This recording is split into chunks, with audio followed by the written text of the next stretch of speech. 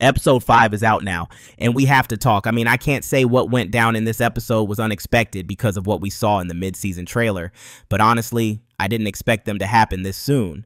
So let's see what happened and what we can expect from episode 6. The upcoming episode is called If You Want to Cook an Omelet, which is certainly something I wasn't expecting. The synopsis goes, while Bertha encourages Gladys to stand up for herself and her new husband, George faces an upward battle to secure the rail line that runs through Chicago. Larry gains intel that leads Oscar to have a long-awaited confrontation, but raises doubts for Marion. Later, Peggy confides in Dr. Kirkland about her past, and Ada has a candid talk with Jack about his future. Episode 5 made us sure that Gladys is not happy. I mean, even her maid is not happy.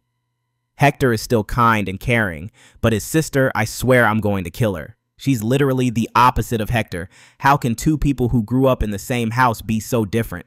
The way she humiliates Gladys is getting on my nerves, and from everything that she's been doing, we all understood that she doesn't want Gladys there at all. I was relieved when she finally wrote a letter. She's just so kind and sweet, you know? Despite everything she had been through, she decided to write the letter after she learned what happened to her maid. But we know that the consequences won't be the way we want them to be, since Bertha will be the one to go to Buckingham. I wish George would go there. He could have brought Gladys back. But from what we know from the synopsis, in episode 6, we're going to see Bertha making her decisions again. At least that was what I thought when I first read the synopsis.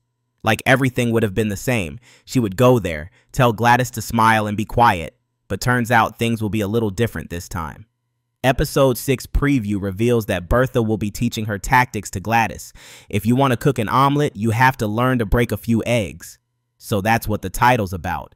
From what I saw, Gladys will try to get Hector on her side so that she doesn't have to deal with his sister anymore. If it goes all like planned, we will soon see her as the lady of the house. And there's this other Russell who Bertha can't control. I mean, she tries but fails every single time. Larry finally proposed to Marion. We've been waiting for this for so long and it was so exciting. They're now engaged and we can clearly see that Bertha doesn't like it. But let's not get our hopes high. Even though Bertha doesn't have the power to separate them, it looks like it will be Larry who does it.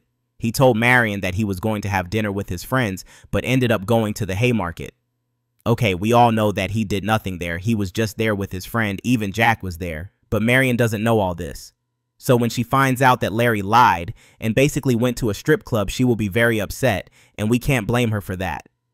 How can she trust him from now on? I mean, would you guys trust someone who had lied to you and went to a strip club? Yeah, I think so too.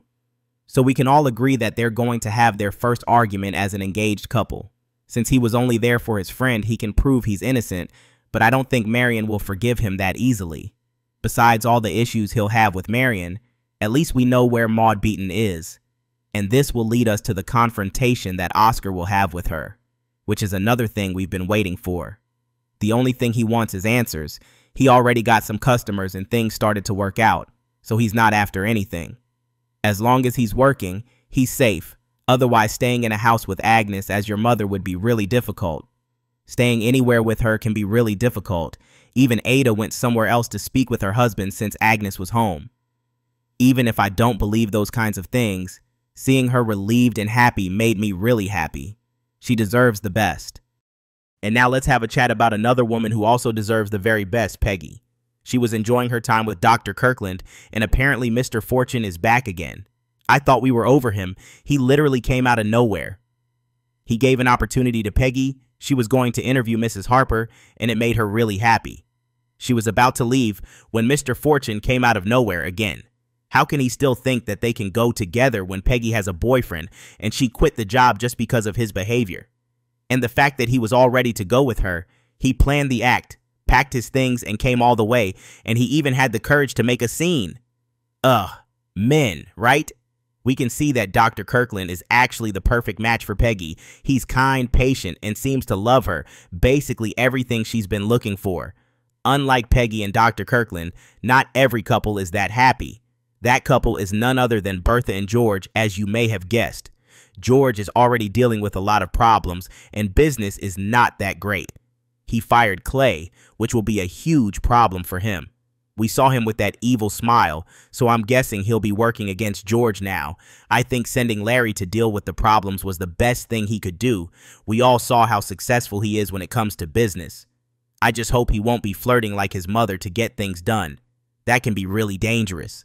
Bertha is capable of doing anything for her family, and especially for her husband. So the fight in the end, and the way George told her that he won't be there when she gets back, must be devastating for her. Because of Gladys, I always thought she deserves everything that happens to her, but now I just don't know. What do you think? Does she really deserve this after she did every possible thing for her husband? Share your thoughts in the comments. And don't forget to follow for more of the Gilded Age content. I'll keep you posted.